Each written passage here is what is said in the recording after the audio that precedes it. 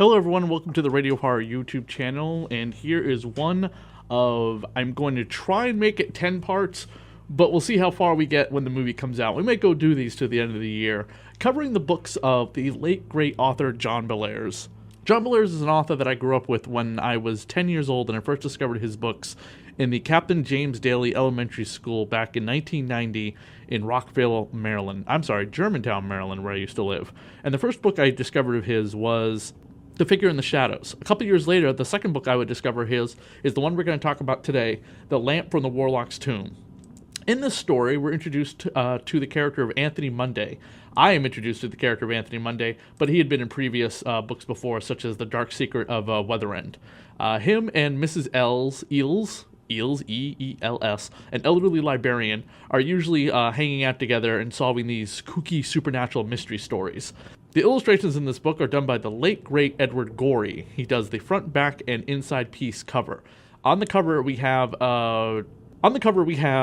Anthony shining his flashlight at a man with a long black overcoat and a squat, kind of gaunt-looking face, very flat-looking head.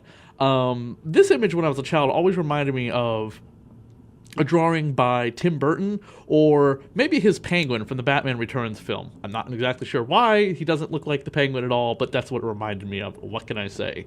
Anthony is a teenage boy, and he acts more like a 12-year-old or 11-year-old, kind of like Johnny Dixon, and not like the 15 to 16-year-old, which I believe is what he's supposed to be in this story. The plot synopsis is, Anthony Munday couldn't see why Mrs. Ellis was so excited about the lamp. It was just an oil lamp with pictures painted in the blue-wood space.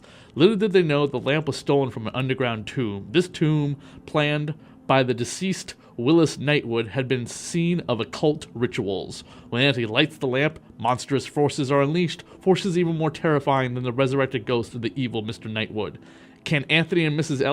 Eels stop the satanic power before it destroys the world? You'll have to read it and find out. I'm not going to give away all the character spoiler, plot synopsis, and stuff like that, but it is an absolutely fantastic book to check out. Mrs. Eels and her brother defeat the powers of evil invoked by the antique dealer who has stolen the magic lamp, set up as part of a bell, book, and candle charm. So these are like 3 different objects throughout the book that they have to find. One of the things that really terrified me as a child was this mysterious figure that would appear throughout the book, a hooded figure that you see on the front cover. That absolutely really did creep me out as a child growing up reading these books, but I wanted to keep reading more and more. Some people feel as though this book doesn't hold much suspense, but I have to disagree. I mean, this was the second book I ever read of John Bellairs, and it really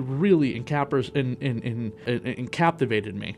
It is funny, it's called The Lamp from the Warlock's Tomb, as there are 3 objects. A bell, a book, and a candle. It's one of 3 objects, so I'm kind of curious why they didn't call it the bell, the book, and the candle from the Warlock's Tomb.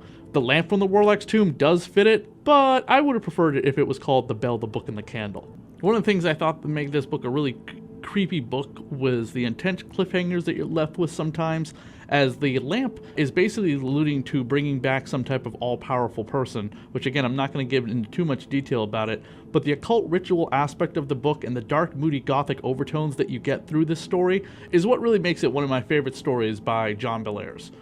If you haven't read it yet, definitely check it out, and you'll find it as part of the Anthony Munday Mysteries. Check out the rest of the videos here on the Radio Horror YouTube channel. Like, subscribe, and comment on the video if you wish. And come back in a couple weeks as we will have another miniature review of a Edward Gorey illustrated John Bellairs classic supernatural gothic thriller.